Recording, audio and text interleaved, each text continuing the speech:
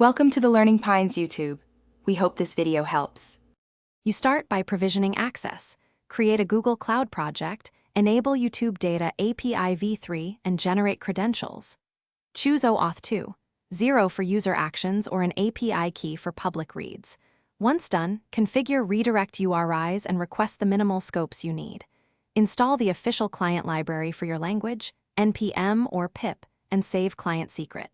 JSON or env variables securely. Now you have the initial authorization pieces.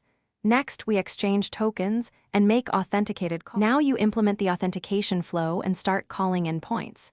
Use the client library to open the consent screen, exchange authorization codes for tokens, and persist refresh tokens to avoid repeated logins. Once authenticated, call channels, playlists, search, or videos endpoints. Pass fields parameter to limit payload size and reduce quota.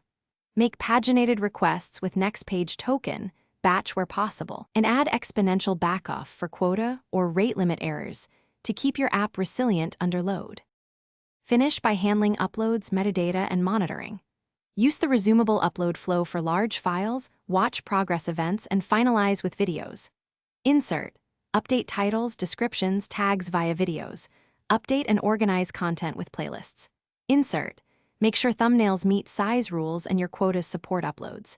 If something breaks, check quota usage, verify OAuth scopes and token expiry, inspect error payloads, and consult change logs for API version updates. A single troubleshooting step. Refresh tokens and retry. Thanks for watching. Consider subscribing if we helped you.